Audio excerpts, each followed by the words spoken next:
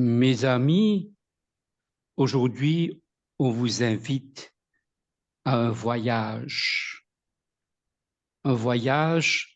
dans la Perse du 19e siècle, à la rencontre d'un jeune homme dont le nom allait briller à jamais dans l'histoire spirituelle. Il embrassa la religion Babi alors qu'il n'était encore qu'un jeune ecclésiastique de 22 ans et reçut plus tard le titre spirituel de Qudus, le plus saint. Qudus est né en 1822 à Barfurush, aujourd'hui Babol, dans la province de Mazandaran. De ses modestes débuts à Barfurush jusqu'à ses derniers instants héroïques à Sheikh Tabazi, est mort en martyr à Barfurush le 16 mai 1849. Son parcours est une épopée de foi, de courage et de sacrifice. Préparez-vous à découvrir pas à pas l'âme ardente et le destin exceptionnel de l'un des plus proches compagnons du Bab.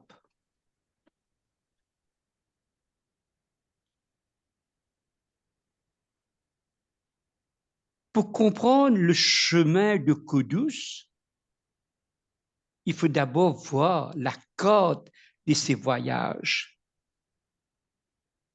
Ici, sur votre écran, sur votre carte ancienne, nous retrouvons Barfurush, sa ville natale, nichée au nord de la Perse. Plus loin, Karbila en Irak, où il suivra un enseignement religieux rigoureux. Puis la Mecque, au cœur de l'Arabie, où il accomplira le pèlerinage sacré. Badash, lieu de la grande conférence qui allait marquer une rupture spirituelle dans le monde babi. Et enfin, Sheikh Tabazi, la forteresse. Ces lieux éloignés par des milliers de kilomètres sont les étapes d'une même route, celle de la foi.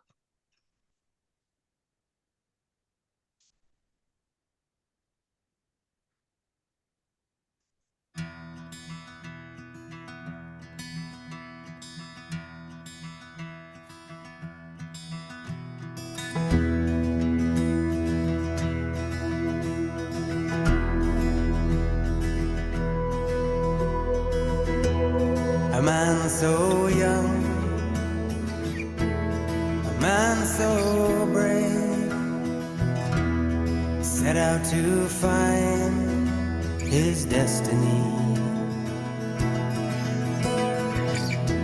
Communion with him in a realm unknown, and he knew from his walk he had found his home.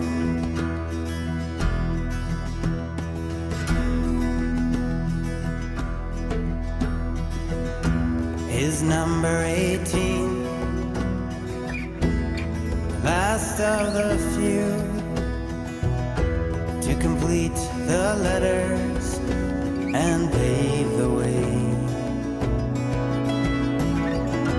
When given his duty, he did set out on a journey of courage, on a journey of hope.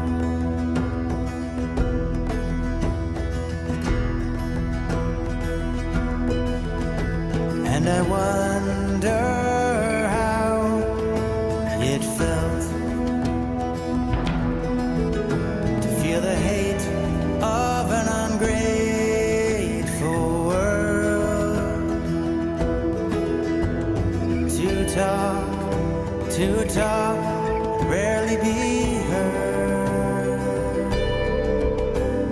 to ride into battle with his word.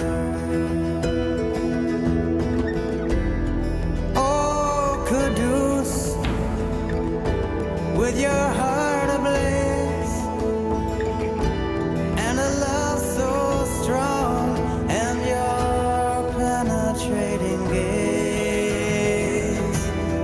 Oh, Kudus, cut by the knife, how glorious your death, how glorious your life.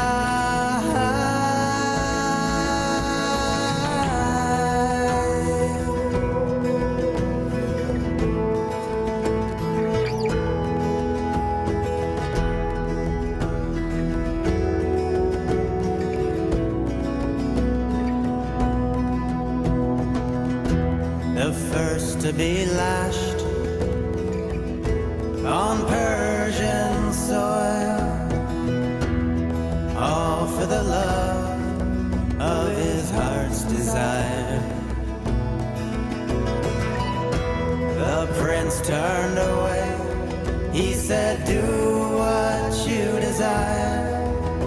And the angry mob descended, and they took his life away.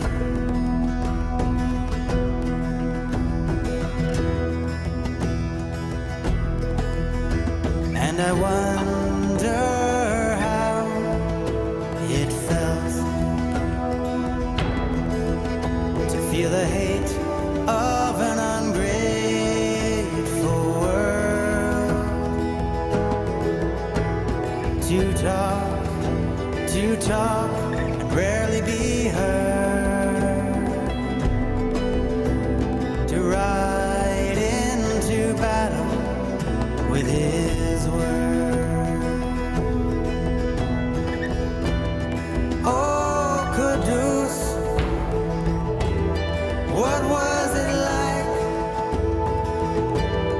Moon of guidance, reflecting all the light. Oh, Kudus, forced to defend from the fort to the square to your glorious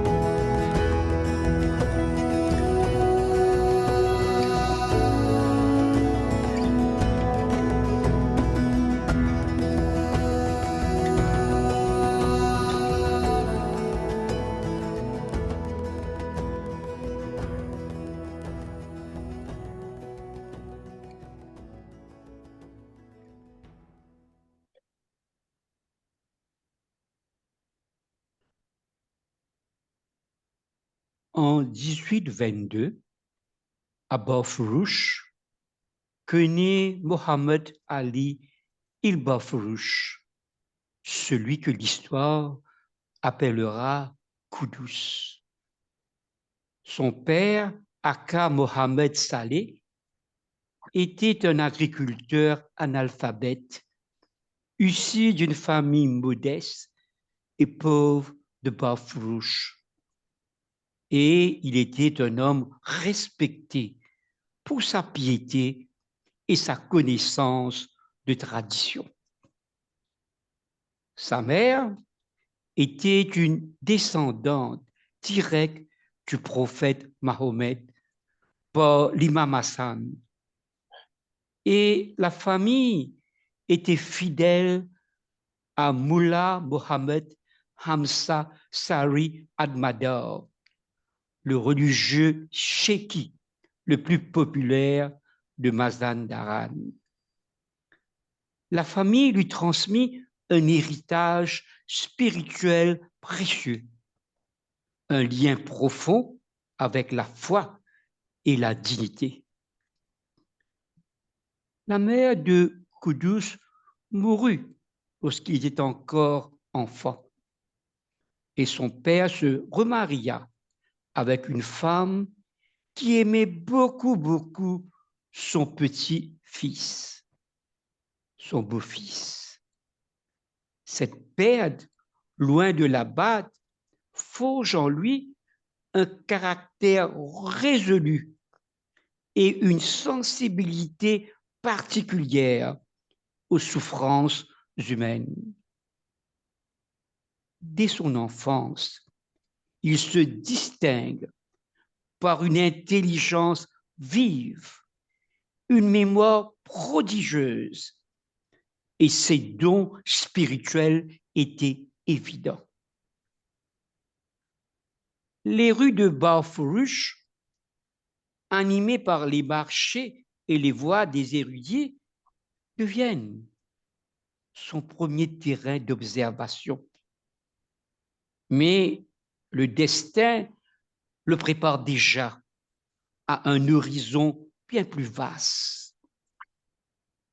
Après avoir terminé sa scolarité de base à Barfurush et Sari, à l'âge de 12 ans, il se rendit à Mashhad pour y commencer ses études religieuses.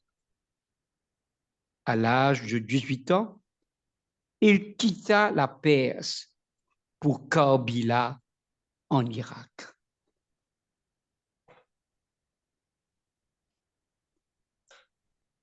C'est un voyage décisif pour sa vie spirituelle. Karbila est l'un des lieux du schisme. À cette époque, Karbila n'est pas seulement un centre de pèlerinage où reposent les martyrs de l'islam, mais également une véritable université religieuse, où affluent des milliers d'étudiants avides de science et de spiritualité. Des jeunes étudiants s'installent dans les écoles attenantes au sanctuaire. Dans les cours spacieuses, des maîtres réputés transmettent leur savoir, récitant des versets, commentant les traditions, engageant leurs élèves dans des longues discussions théologiques. Qudus rejoint Sheikh Kazim, le chef de l'école Sheki. Et Qudus devient rapidement le disciple préféré de Sheikh Kazim, grâce à son intelligence, sa modestie et sa quête profonde de vérité.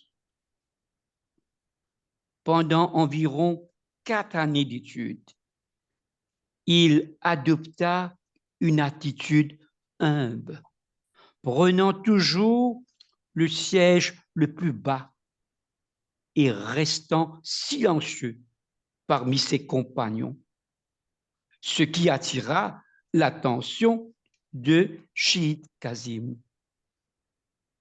Ce dernier disait souvent que certains de ses disciples, bien que discrets et humbles, étaient plus grands aux yeux de Dieu que lui-même. Et bien sûr, il faisait référence implicitement à Qudus. Sa compréhension intuitive des Écritures et surtout son humilité le distinguaient du reste de ses compagnons. D'ailleurs, Shoghi Effendi décrit Qudus comme érudit et le disciple le plus estimé de Sheikh Kazim. Au-delà de la science, c'est une transformation intérieure qui s'opère. Dans le silence de ces nuits d'études, entre les murs chargés d'histoire, Qudus apprend à écouter la voix de Dieu dans son cœur. Sa quête n'est pas purement intellectuelle. C'est une soif spirituelle brûlante. Et peu à peu, un pressentiment se dessine en lui. Le monde est à l'aube d'un bouleversement et il en sera témoin.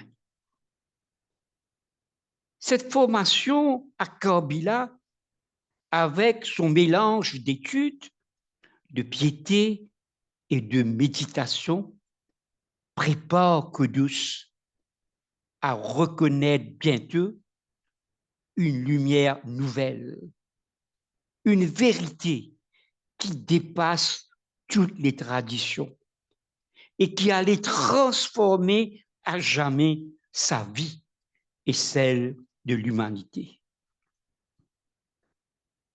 Après avoir terminé ses études à Karbala et sur le chemin du retour vers la Perse, il passe quelque temps dans la contemplation et la prière dans la mosquée de la ville de Koufa à Mazandaran. De retour dans sa ville natale à Bofrouche, Qudus fut accueilli et rapidement très apprécié et soutenu par Sari Admador, le religieux chéki le plus populaire de Mazandaran. Qudus était un religieux charismatique et que sa piété et son charme personnel suscitaient l'admiration de tous ceux qui le côtoyaient.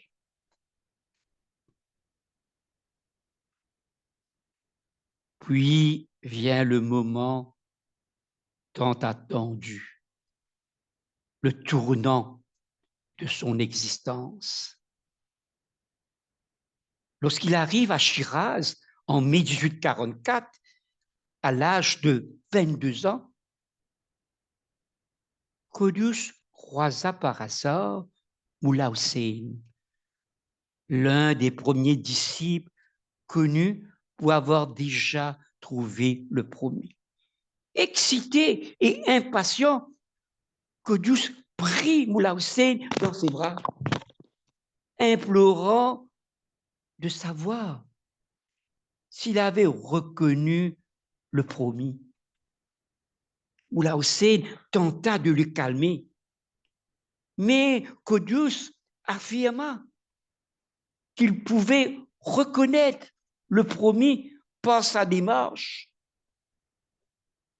Il vit alors un jeune homme marcher non loin et déclara avec conviction à Mullah Hussein que ce jeune homme seul pouvait être la vérité attendue, car nul autre au monde ne pouvait posséder une telle puissance. Mullah Hussein s'approcha du jeune homme, qui était en fait le Bab, et lui rapporta la déclaration de Qudus. Le Bab, conscient de l'arrivée imminente de Qudus, ordonna qu'il soit amené en sa présence immédiatement. C'est une reconnaissance intérieure, immédiate, comme si son âme avait toujours su qu'elle était destinée à ce lien sacré et marqué par une certitude inébranlable que l'homme à la démarche exceptionnelle était bien la manifestation divine annoncée. C'est ainsi que Qudus devient le dernier 18 lettres du vivant à reconnaître le Bab, formant ainsi lui et les 18 autres disciples le noyau des premiers croyants au nombre de 19. Comme Qudus était la dernière l'aide des vivants, il fut désigné par le Bab comme le dernier nom de Dieu. Hel Allah al-Halker, tout comme Mullah Hussein fut distingué comme le premier nom de Dieu, Ems Allah el-Awal, en vertu de son statut du premier legs du vivant. Dès lors, leurs relations deviennent indissociables. Qudus accompagne le Bab dans ses voyages. Il partage avec lui non seulement les fatigues de la route, les dangers de persécution, mais aussi les instants d'adoration et de communion spirituelle. Les témoins de l'époque rapportent que Qudus servait le Bab avec un dévouement absolu, comme si chaque geste, chaque parole, chaque souffle de sa vie n'avait d'autre but que de glorifier son maître. Mais Qudus n'est pas seulement un disciple effacé, il est aussi un porte-parole ardent, un défenseur intrépide, un érudit capable de dialoguer avec les savants les plus réticents. Sa parole, à la fois douce et ferme, conquiert les cœurs. Partout où il passe, il attire l'attention par son humilité et sa force intérieure. Cette rencontre ne transforme pas seulement la vie de Qudus, elle donne une dimension nouvelle à la révélation elle-même. Car le Bab, en lui confiant des missions cruciales, en l'envoyant représenter sa cause dans des contextes hostiles, montre à quel point il voyait en Qudus un instrument choisi, un canal pour la diffusion de la lumière. Dès cet instant, la vie de Qudus prend un nouveau cours. L'érudit de Karbila devient le compagnon intime du Bab, témoin de sa grandeur, et bientôt l'un des héros dont le sang scellera la foi nouvelle.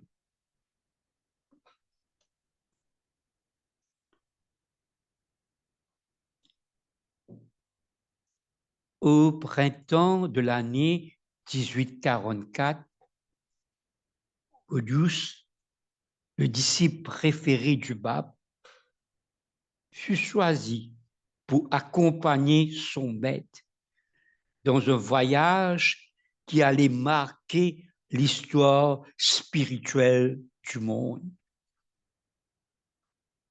Le pèlerinage à la Mecque et Médine. Ce périple d'une durée de 9 mois fut jalonné d'épreuves, d'exaltation et d'une dévotion exceptionnelle. Je vous invite maintenant à revivre ces moments forts à travers le regard de Qudus.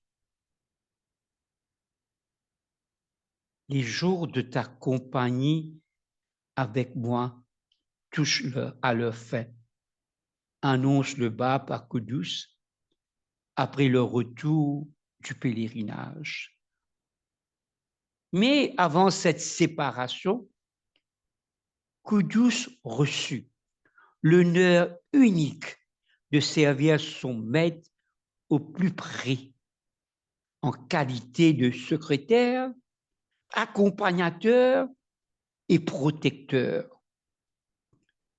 Les deux hommes, rejoints par le serviteur éthiopien du Bab, rejoignirent un groupe de pèlerins partant de Shiraz vers Bouchir, puis embarquèrent pour une traversée de 2 mois en bateau dans des mers agitées.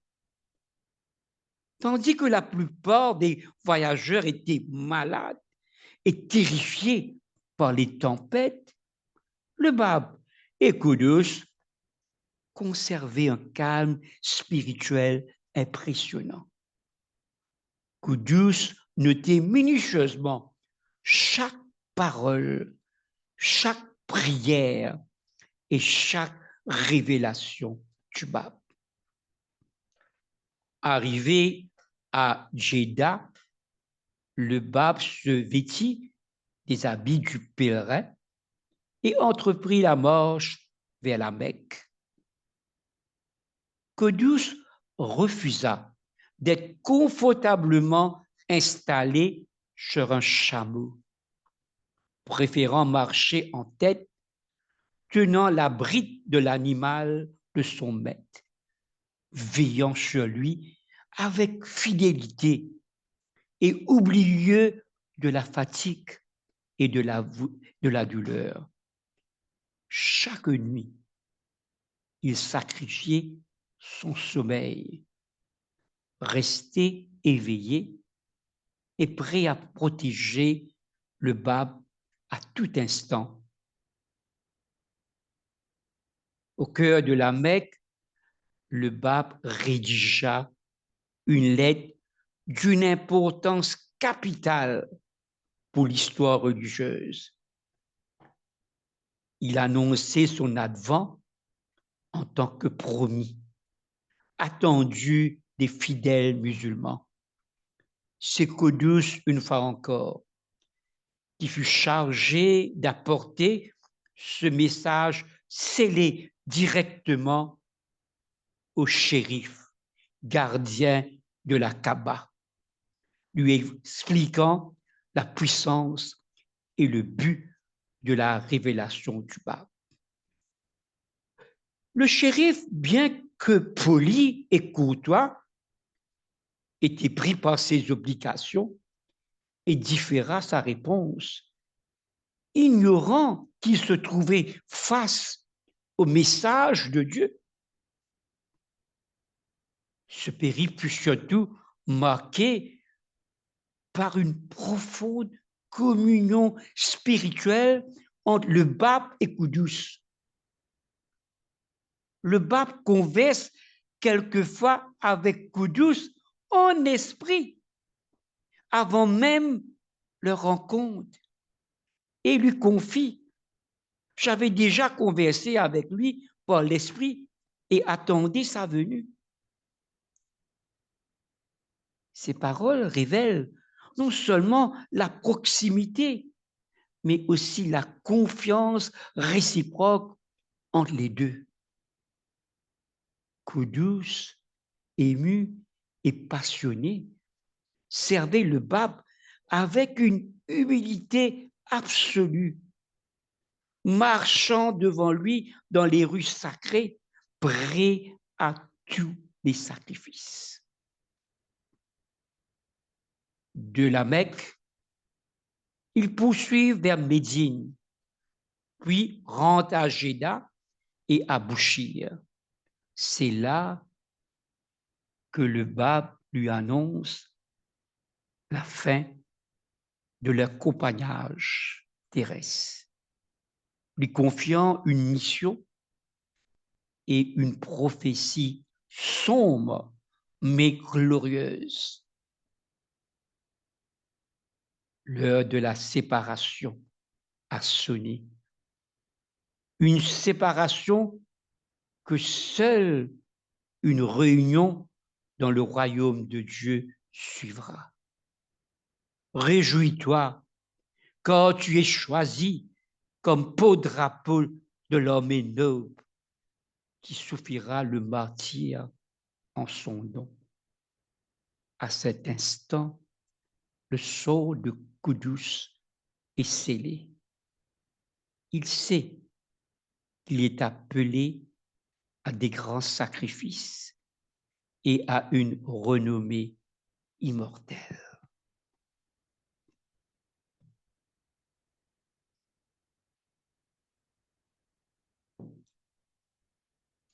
Après le retour du pèlerinage sacré à la Mecque et Médine, où Qudus avait accompagné le pape avec un dévouement sans faille, la réalité brutale de la persécution s'abattit rapidement sur lui et les premiers disciples du pape.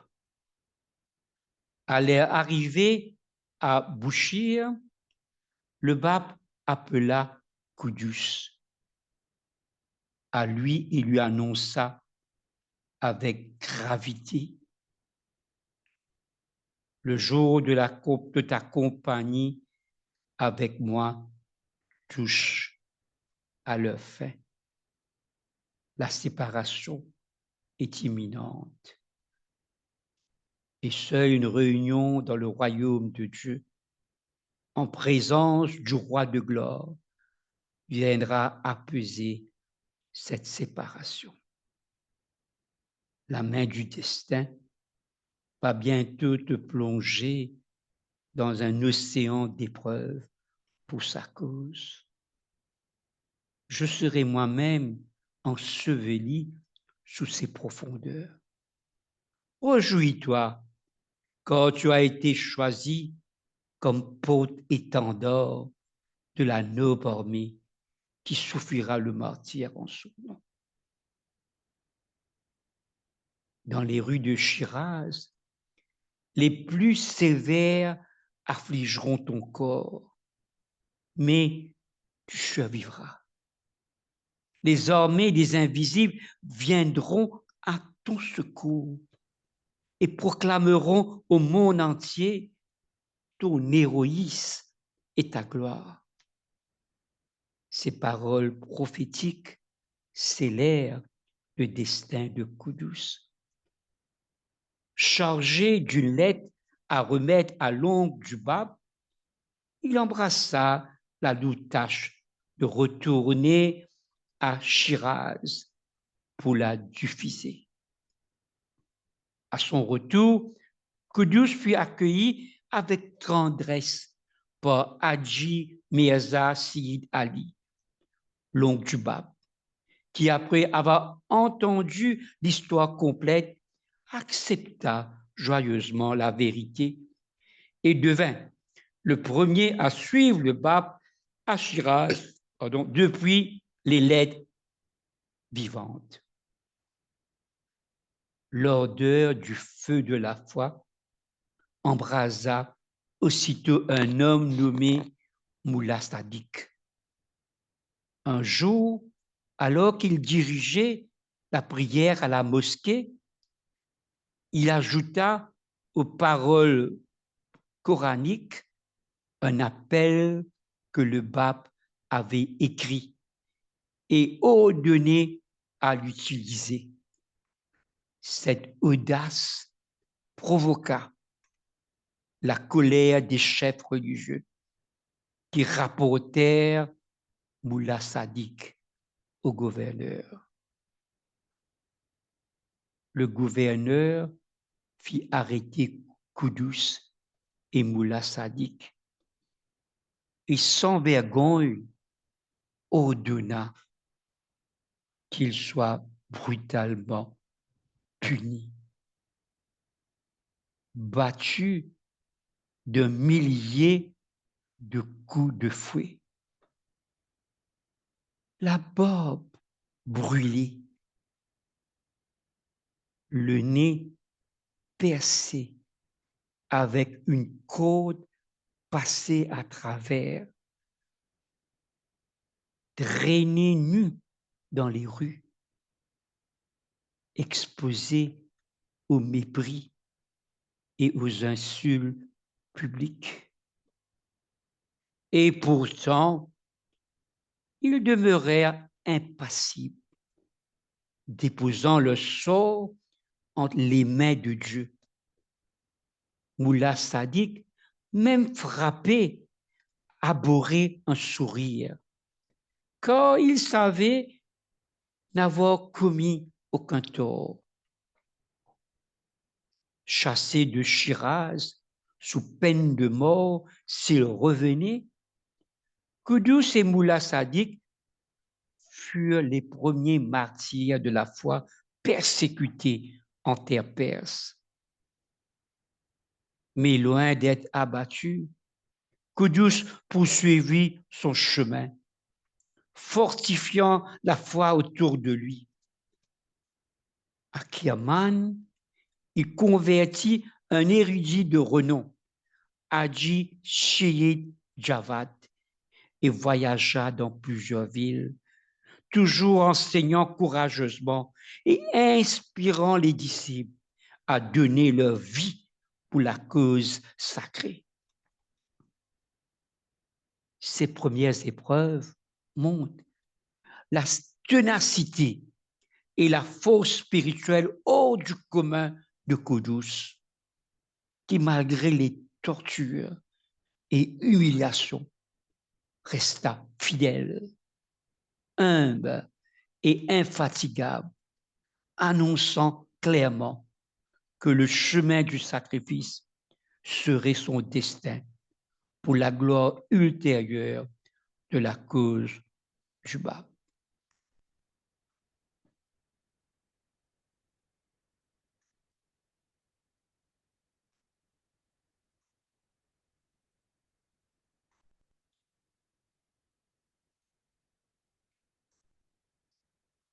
Maintenant, nous allons maintenant à la grande conférence de Badache. Au début de l'été 1848, alors que la foi du Bab se répandait rapidement à travers l'Iran, une réunion historique cruciale fut organisée à Badache, une petite localité dans la province de Khurasan. Le Bab, emprisonné à ce moment-là, envoya un message à tous ses disciples. Ils devaient se rassembler pour tenir une conférence qui marquerait un tournant décisif. Koudous, en tant que chef spirituel des Babis, pendant l'emprisonnement du Bab, se prépara à partir de Mashhad après avoir exhorté les croyants à suivre Moula Hussein sans hésitation face aux périodes de grandes épreuves imminentes. À Badache, 3 jardins furent loués, l'un pour Koudous, l'autre pour Tahéré, la seule femme à être nommée l'aide du vivant, accompagnée de son serviteur, et le 3e pour Baha'u'llah lui-même. Au total, 81 Babis, tous invités par Baha'u'llah, participèrent à ce premier congrès historique. Durant 22 jours, ces âmes dédiées débattirent, méditèrent et furent mises à l'épreuve. La conférence visait à annoncer la rupture avec les anciennes lois islamiques pour embrasser la nouvelle ère inaugurée par le Bab.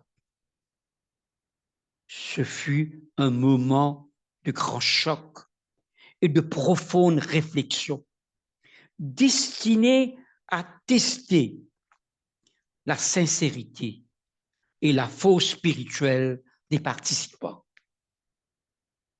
Petit à petit émergea la clarté que Baha'u'llah y jouait un rôle essentiel, quoique non encore reconnu comme leader. Un moment marquant de la conférence de Badache fut le désaccord public entre Koudous et Tahéré. Lorsque Baha'u'llah tomba malade, Tahiré envoya un messager demander à Qudus de venir la voir dans son jardin. Qudus, surpris et réticent à obéir à une femme, chose impensable selon la coutume, refusa d'abord. Le messager retourna 2 fois avec insistance, jusqu'à qu'il pose à Qudus un ultimatum dramatique. Venir avec lui ou subir la décapitation. C'est alors que Tahiré apparut sans voile et magnifiquement vêtu. Un acte de grande audace qui provoqua stupeur et émoi parmi ceux présents. Certains furent tellement bouleversés qu'elles mirent fin à leur jour ou quittèrent la foi. Tahiré prit place à la droite de Qudus, déclara qu'elle était la trompette promise et le réprimanda vivement pour la manière dont il enseignait la foi dans le Qur'an. Qudus répondit avec colère qu'il ne devait pas être question de suivre la volonté de ses disciples, mais la sienne propre. Cette opposition suscita la division parmi les babis. Certains soutenaient Tahiré, d'autres Qudus. D'autres encore pensaient que cette querelle était un test divin de leur foi. Après plusieurs jours de tension, Baha'u'llah intervint avec sagesse et apaisa le conflit. Qudus reconnut alors que Tahiré avait raison et ils deviennent de nouveau des proches alliés. Ce débat avait été organisé selon les instructions secrètes de Baha'u'llah lui-même, afin de pousser chaque participant à réfléchir de manière indépendante et à choisir consciemment entre la tradition islamique ancienne et la nouvelle révélation du Bab. Ainsi, cette confrontation fut en réalité un puissant catalyseur pour purifier les cœurs et affiner la compréhension. Une fois la conférence terminée, les croyants partirent pour la région de Mazandaran. Qudus et Tahiré partageaient un même carrosse, un symbole fort de leurs amitiés retrouvées, prêts à poursuivre la diffusion de la foi, malgré les épreuves à venir. Cette conférence de Badash est un moment de rupture spirituelle profonde, au cours duquel les pionniers de la foi furent mis à l'épreuve par des discours, des débats et des actes courageux qui ont fondé le destin du babis. Elle illustre la force de Qudus et de Tahiré comme leader exemplaire, prêt à affronter tous les obstacles pour leur cause.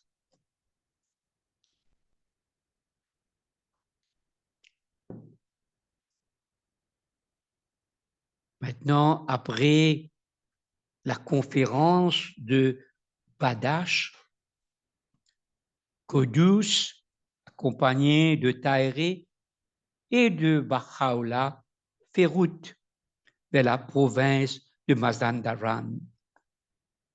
Sur le chemin, il est attaqué à Niyala, Pour le sauver, Baha'u'llah lui prête ses propres vêtements. Mais Qudus est tout de même capturé et retenu sous surveillance chez un parent à Sari pendant 95 jours. Cette période d'isolement l'empêche d'enseigner la foi, ce qui lui cause grande tristesse. En même temps, la situation des disciples Babi empire dans tout l'Iran. La haine et la violence des religieux s'abattent sur eux, rendant la vie très dangereuse. Le mouvement est de plus en plus perçu comme un rejet public des lois traditionnelles. Le Bab, depuis sa prison, envoie un message à Moula Hussein pour qu'il vienne au secours de Qudus. Moula Hussein, accompagné de ses hommes, se dirige vers Sari, où il est lui-même attaqué à plusieurs reprises. Pour se protéger, il décide d'ériger une forteresse autour du sanctuaire de Cheikh Tabazi. Baha'u'llah vient inspecter la forteresse, la bénit et déclare: ce qu'il manque à cette compagnie, c'est la présence de Qudus. Sur ses recommandations, Moula Midi et 6 autres se rendent chez le parent qui garde Qudus à Sari. Sans résistance, il leur est confié. C'est ainsi que Qudus rejoint la forteresse de Cheikh Tabazi, sous le signe de la Providence. À son arrivée, Qudus est accueilli avec une cérémonie nocturne éclairée, 200 bougies. Le disciple chante: Holy, holy, the Lord our God, the Lord of angels and the Spirit. Il demande combien d'hommes sont présents. Il doit y avoir 313 combattants pour réaliser une vieille prophétie musulmane sur l'avènement du nouveau jour. Il manquait un homme qui arriva essoufflé jusqu'à temps. Qudus déclare: tout ce que la langue du prophète de Dieu a annoncé concernant le promis doit être accompli. Sa direction du groupe est essentiellement spirituelle. Qudus donne des discours et fait lire ses écrits sur le Bab, Baha'u'llah et Tahiré. Il consacre aussi du temps à expliquer le Coran. Sa présence inspire une force et une unité nouvelle à tous les disciples qui voient en lui un véritable chef spirituel et modèle de courage. Ce chemin vers Cheikh Tabazi marque les débuts d'une période de résistance et de martyre exceptionnelle pour Qudus et le premier Babi sous son inspiration.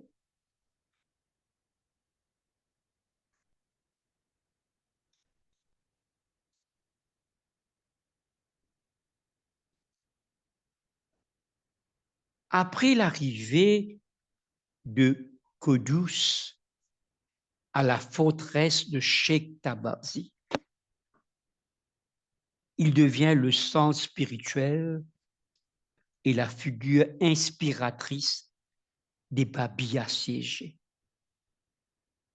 Les défenseurs sont pour la plupart des étudiants, des enseignants, des hommes ordinaires sans réelle expérience militaire.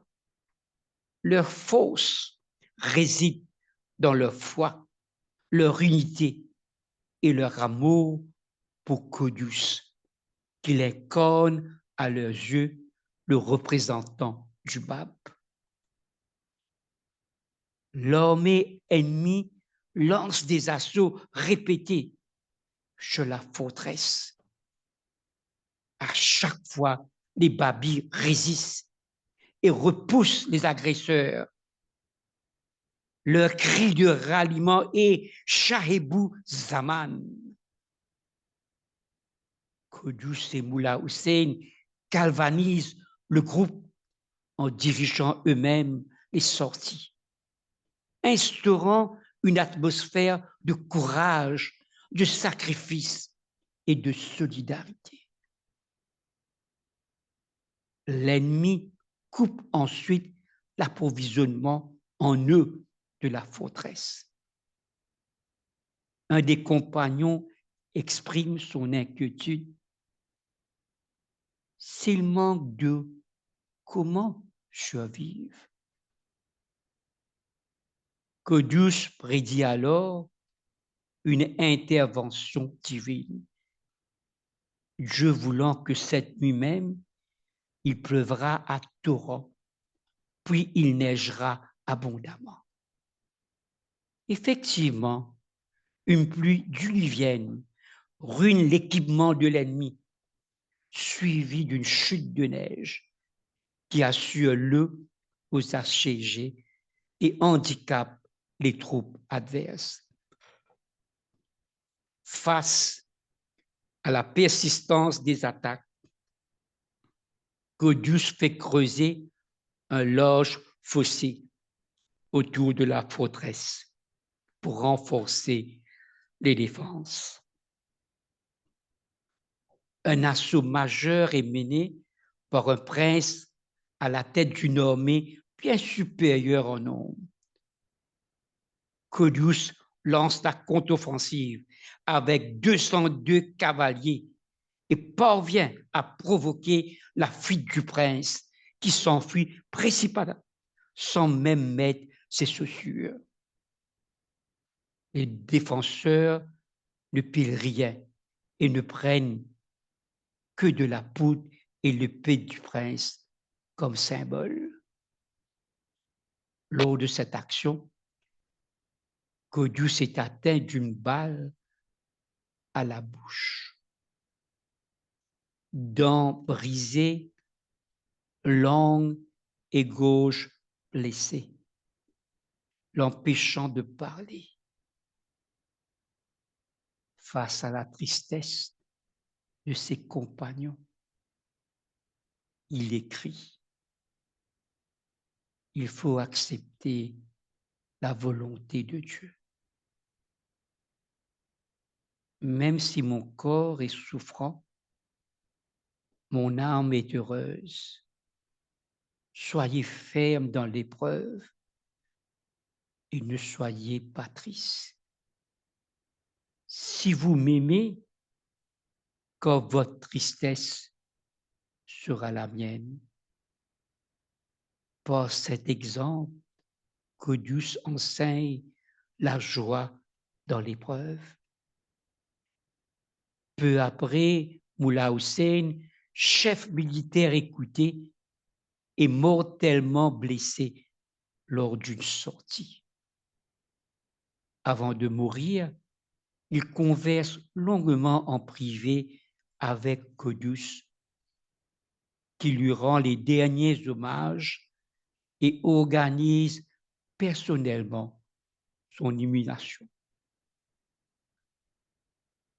Malgré la disette, la souffrance et les morts, les Babis restent soudés, animés par l'exemple de Codus qui les pousse à la patience, la joie dans l'épreuve, l'union sacrée et la confiance en Dieu. Même quand les Babis sont en difficulté matérielle, ce sont leur courage, leur foi et leurs unités qui impressionnent adversaires et observateurs. Les ennemis eux-mêmes fuient parfois devant le petit groupe, abasourdis par leur détermination. Ces premiers épisodes du siège illustrent un exemple remarquable de résistance spirituelle, de sacrifice et d'espoir.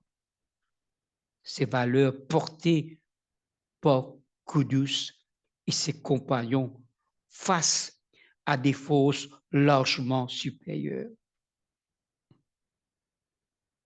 Pendant le siège de la forteresse de Sheikh Tabazi, les Babis, sous la direction spirituelle de Kudus, ont subi des lourdes privations qui ont mis leur foi et leur courage à rude épreuve.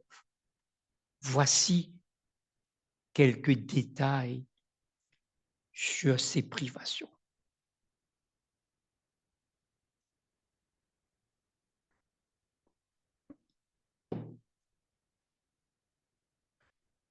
Les Babis étaient enfermés dans une forteresse assiégée par des armées nombreuses et bien équipées. Le blocus leur coupait presque totalement l'accès à la nourriture, à l'eau et aux médicaments. L'ennemi interdit aux Babis de sortir chercher de la nourriture ou de l'eau, rendant leur situation de plus en plus critique. Très vite, les provisions de pain et de riz s'épuisèrent. Les assiégés durent recourir à des mesures extrêmes pour subsister.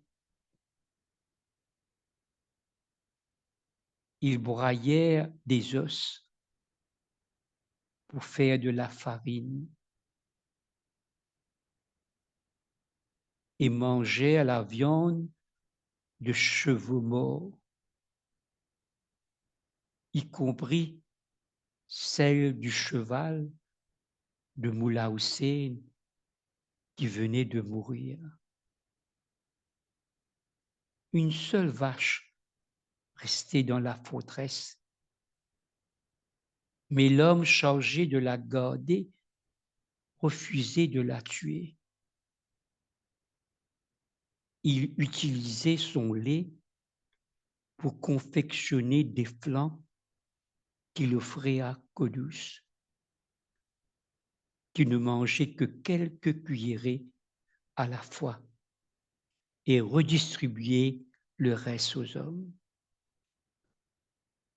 À un moment donné, l'ennemi coupa également leur emprisonnement en haut, ce qui aurait pu mener à une situation catastrophique.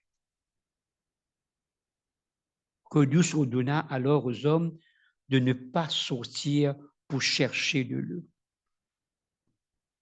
Selon sa prière et foi, une forte pluie suivie d'une grande chute de neige tombèrent durant la nuit, ruinant les munitions ennemies et fournissaient de l'eau à la forteresse pour plusieurs semaines. Cela renforça le moral des assiégés. Malgré les souffrances, les assiégés gardaient leur courage grâce à la présence inspiratrice de Kudus, qui passait beaucoup de temps à les encourager. Il entonnait les chants religieux, chantait des hymnes de louange et récitait le Coran à haute voix, même lorsque les canons ennemis déchiraient le silence. Kudus lisait des écrits sacrés et parlait à chacun pour ranimer leurs esprits et leur donner la force de résister. Qudus avertit les hommes que beaucoup d'entre eux allaient mourir en martyrs. Il leur dit que ceux qui avaient peur pouvaient partir pour éviter les souffrances futures. Malgré la faim, le froid et la peur, les babis gardaient une unité et une foi exemplaire, se préparant à affronter leur destin avec joie et courage. Ces privations externes, alliant famine, soif, danger constant et isolement, furent un test ultime de la foi des babis à Cheikh Tabarsi. La manière dont ils surent garder bravoure et unité sous l'exemple et la direction spirituelle de Qudus demeure une source d'inspiration majeure dans la foi bahaï. Maintenant, nous allons revivre la mort de Mullah Hussein. Après plusieurs semaines de siège dans la forteresse de Cheikh Tabarsi, les babis, sous la conduite spirituelle de Qudus et le leadership combatif de Mullah Hussein, sont épuisés, affamés, mais déterminés. Mullah Hussein restait la figure militaire charismatique du groupe. Suite à un assaut où l'ennemi attaqua violemment la forteresse, Mullah Hussein dirigea personnellement la riposte. Son cheval s'est pris dans une corde alors que le combat faisait rage. C'est alors qu'il fut la cible d'un tir. Une balle le toucha en pleine torse, le blessant à mort.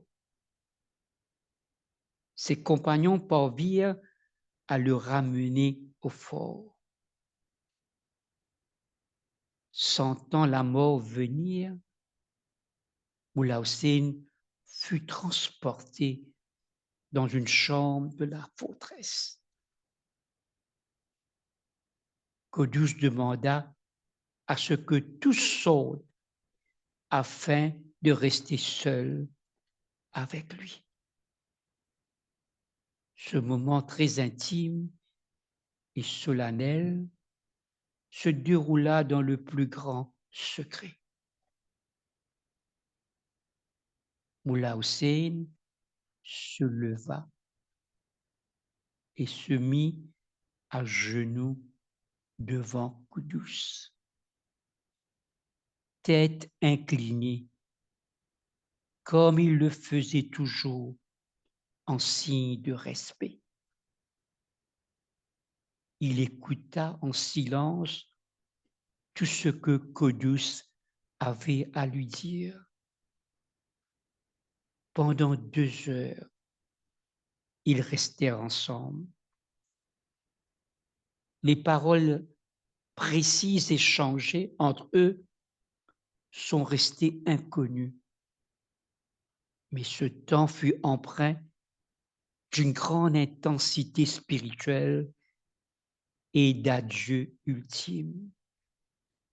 Puis, Qudus, ouvrant la porte, déclara: « J'ai dit mon dernier au revoir à Mullah Hussein. Je lui ai confié bien des choses que je ne pouvais lui dire auparavant. » Quand les compagnons revinrent dans la pièce, ils trouvèrent Mullah Hussein décédé. Un léger sourire aux lèvres.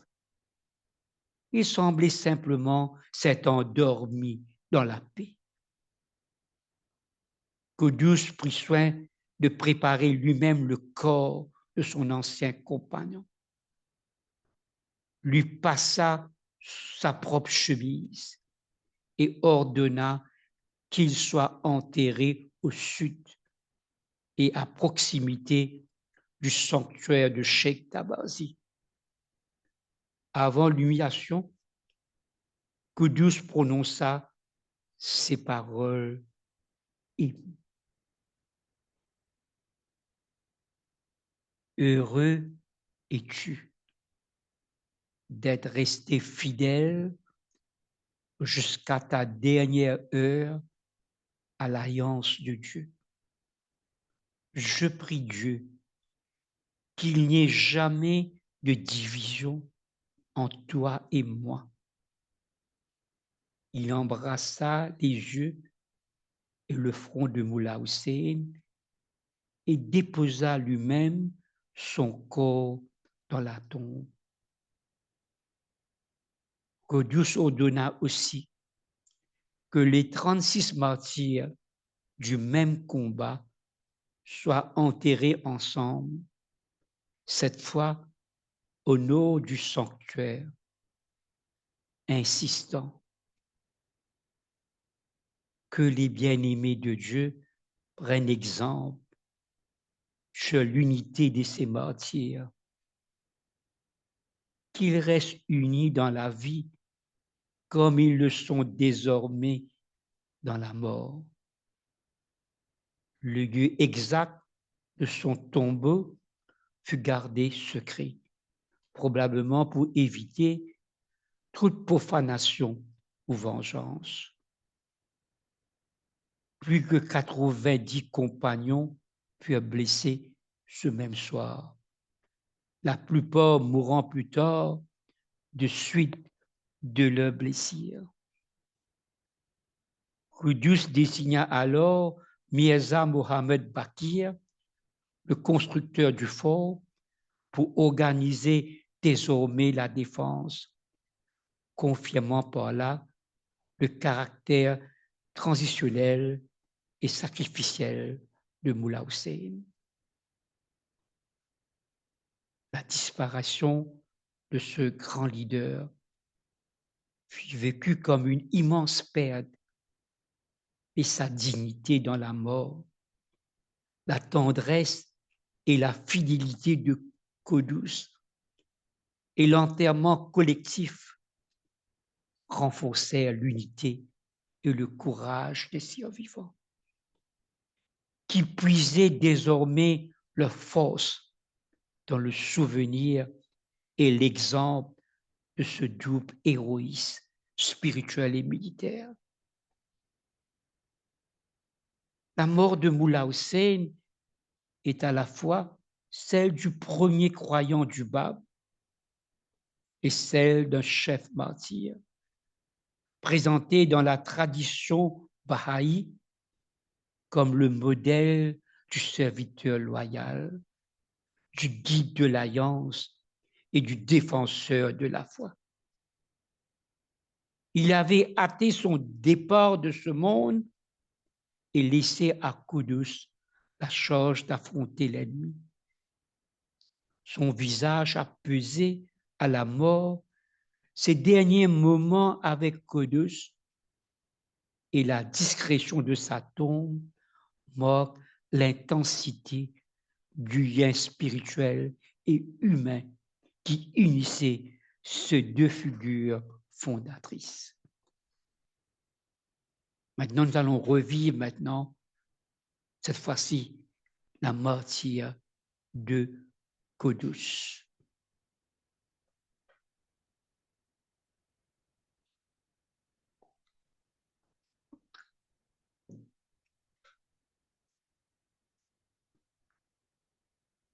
Après la mort de Moula Hussein, Qudus assure la direction spirituelle et stratégique des Babis encerclés à Cheikh Tabazi. Malgré l'épuisement, la faim, le froid, la maladie et les attaques, il continue de donner courage à ses compagnons, le tenant dans l'unité et la prière. La situation devient de plus en plus désespérée. Les vivres disparaissent, les assauts ennemis se font constants. Dans ce contexte d'extrême tension, la tentation du découragement et de la délation devient plus présente. Un des défenseurs, dont le nom n'est pas mentionné, trahit ses compagnons. Il fait parvenir au chef ennemi, Abbas Kelekan, l'information que Moula Hussein a été tué et que beaucoup des babis sont morts ou épuisés et que la résistance est à bout. Il exhorte alors l'ennemi à attaquer maintenant pour écraser totalement la forteresse. Des réceptions de ce message, Abbas Koulikan ordonne l'assaut total. Les assaillants avancent en nombre et pilonnent la forteresse. Kodous, leader, donne ses dernières recommandations. Que celui qui ne sent pas assez fort pour les épreuves à venir quitte la forteresse maintenant, sachant que l'attaque finale est imminente. Voyant que la résistance reste héroïque, l'ennemi mené par le prince Midikouli Miaza change de tactique et propose au Babi une paix garantie sur le Coran. Il écrit un serment sur un exemplaire du Coran, promettant la sécurité à Koudous et à ses compagnons s'ils quittèrent la forteresse.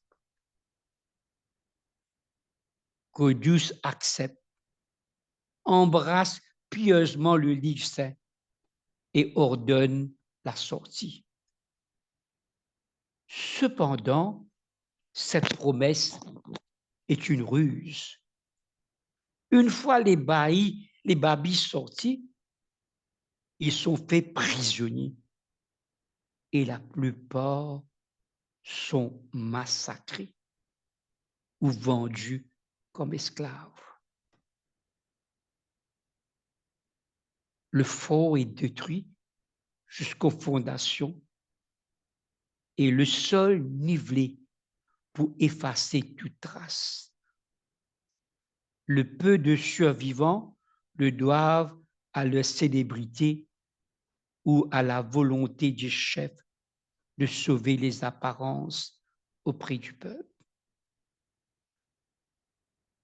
Amené dans sa ville natale,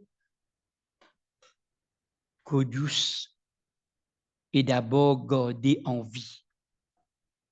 Le prince n'osant assumer la responsabilité de son exécution.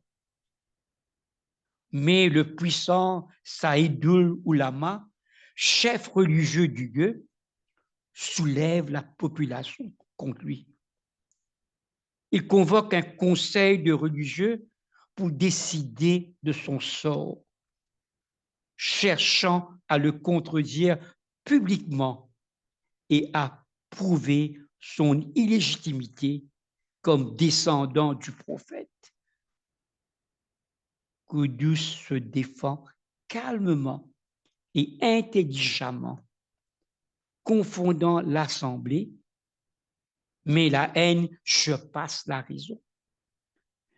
Le prince, craignant pour sa propre sécurité, cède toute responsabilité au clergé. Ce qui nous rappelle un peu le geste de Pilate face au sceau du Christ. Koudous est dépouillé de ses vêtements. son turban vert, emblème du lignage du prophète Mohammed, et cadeau du Bab, souillé dans la boue. Il est traîné dans les rues, pieds nus, enchaîné, conspué par la foule en délire qui le frappe et lui crache dessus. Les pires femmes de la ville l'attaquent à coups de lames et de haches, le mutilent sous les yeux des habitants. Au cours de ces tortures, Koudous ne cesse de prier pour ses bourreaux. Pardonne-leur, ô mon Dieu. Ils ne savent pas ce que nous avons appris et aimé. Montre-leur le chemin de la vérité.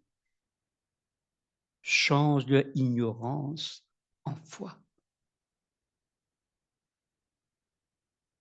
Ces derniers mots sont un message de tendresse, pensant à sa mère. Que ma mère soit ici et voie de ses yeux la gloire des mes noces. Cette nuit de noces qu'il avait prophétisée bien des années plus tôt à sa belle-mère évoque sa mort sacrificielle, offerte comme l'union suprême avec le divin. Peu après, il est taillé en pièces et jeté dans un brasier.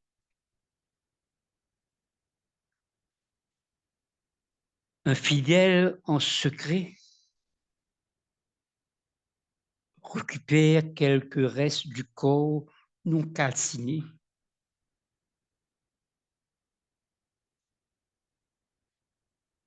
et lui offre une sépulture non loin du lieu du martyre.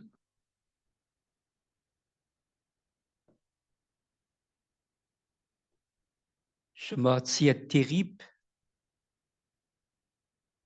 bouleverse le Bab dans sa prison de Chirik. Il cesse d'écrire ou de révéler pendant 5 mois. Tant son chagrin est profond.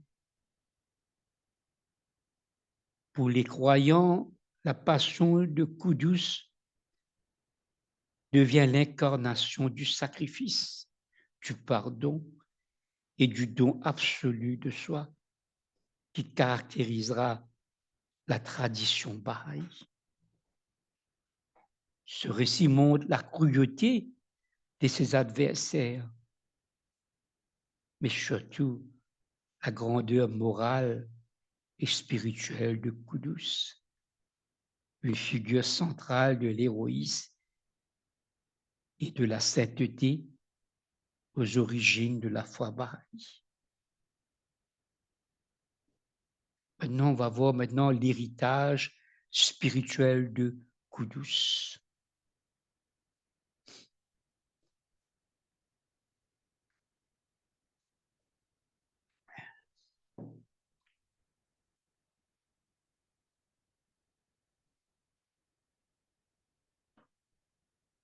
Koudous fut le disciple préféré du Bab, choisi pour être son compagnon proche pendant 14 mois, une période durant laquelle il reçoit des enseignements et de pouvoirs spirituels uniques qui les distinguèrent des autres.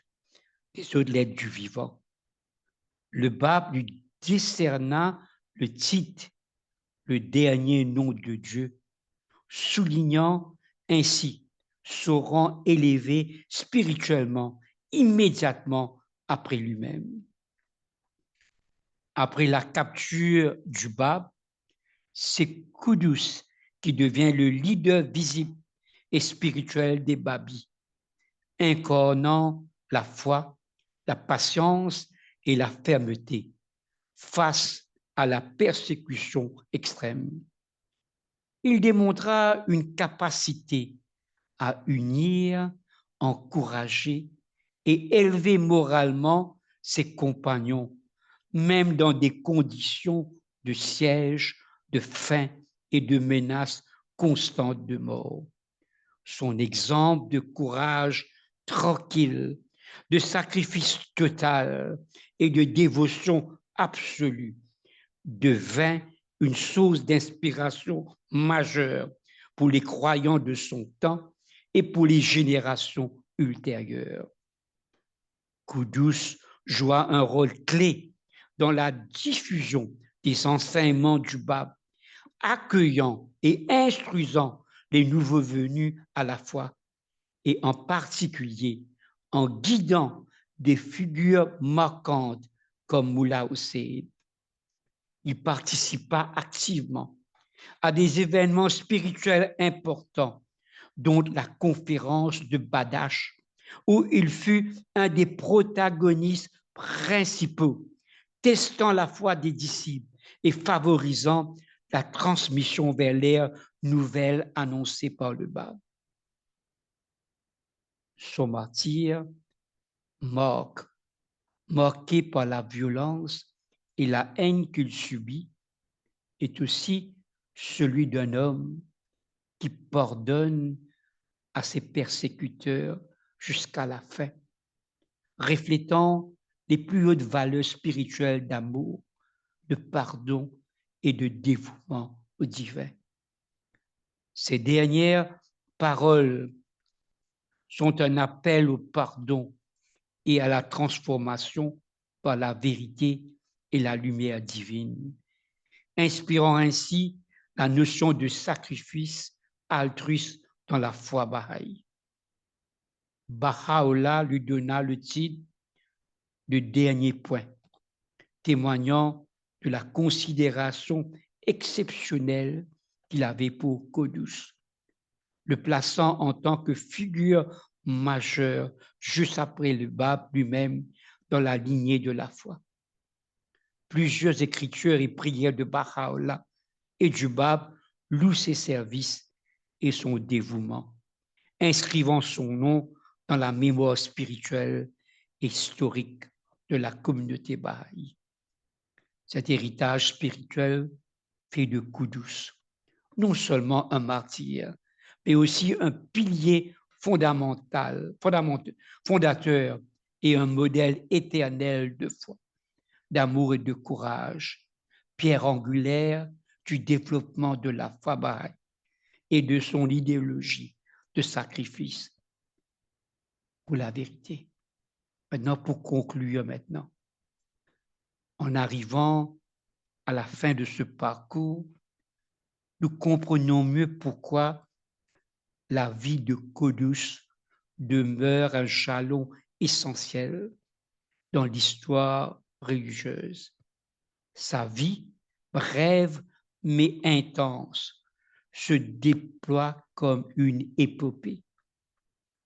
Une enfance simple à Barfourouche, une formation spirituelle profonde à Korbila, la rencontre décisive avec le Bab, le pèlerinage à la Mecque, la conférence de Badash, le siège héroïque de Cheikh Tabazi et son martyre selon de son sang, la vérité qu'il servait. Chaque étape est marquée par une fidélité inébranlable et une grandeur d'âme exceptionnelle. Il n'a jamais cherché la gloire ni le pouvoir. Tout ce qu'il a fait il l'a fait pour son maître, le pape, et pour la lumière qu'il représentait. En racontant son histoire, nous ne contemplons pas seulement un passé révolu. Nous recevons un message pour aujourd'hui. Qudus nous invite tous à réfléchir. Quelle est notre fidélité? À quoi sommes-nous prêts à consacrer nos vies? Quel sacrifice sommes-nous prêts à accepter pour une vérité plus grande que nous-mêmes?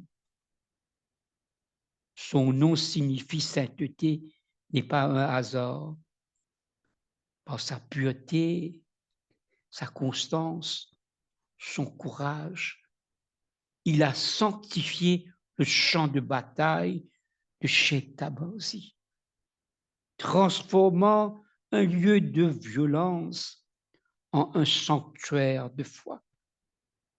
Ainsi, en conclusion, la vie et le martyre de Qudus ne sont pas seulement une page de l'histoire babi. Ils sont une source d'inspiration universelle. Ils rappellent que dans chaque époque, des âmes choisies se lèvent pour témoigner de la lumière divine au prix de leur vie. Et ils nous invitent chacun, à notre mesure, à marcher, je le trace, avec courage, fidélité et amour.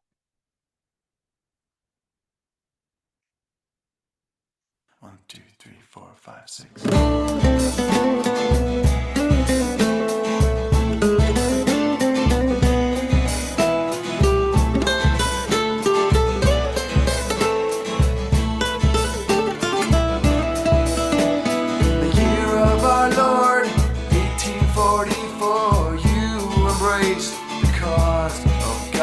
Forsaking your home and all save your faith, you embraced your beloved with breathtaking, heart-aching, soul-shaking, dark-breaking conviction. You proclaim to deaf ears the coming of God became the gate through whom the glory of God would appear.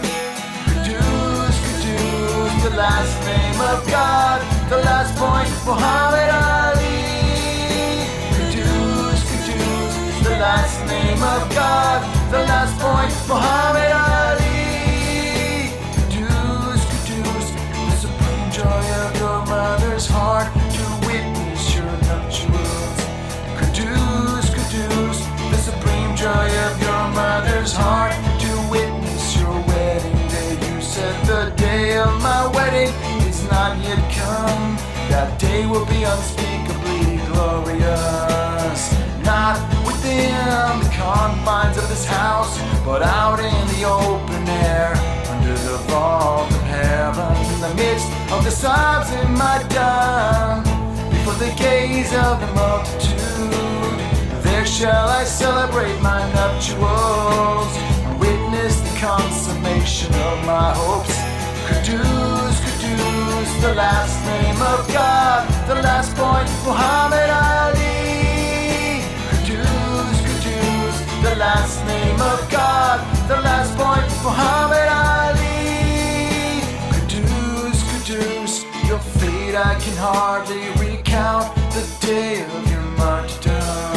Qudus, Qudus, your fate I can hardly recount, the day of your martyrdom. Stripped of your clothes and all save your faith, loaded with chains, led to the sobs in my dawn. How they cursed you, the city of Bar-Farouche pounced upon you with uncontrolled violence, tortured, scorned, your body dismembered and brought to the flames. Did you pray God to forgive them? Tortured, scorned, your body dismembered and brought to the flames. Did you pray God to forgive them? Tortured, scorned. As you approached the Psalms in my dawn, you raised your voice and said, would that my mother were here with me, could see with her own eyes the splendor of my nuptials. Would that my mother were here with me, could see with her own eyes the splendor of my nuptials. Quddus, Quddus, the last name of God, the last point, Muhammad Ali. Quddus, Quddus, the last name of God, the last point, Muhammad Ali.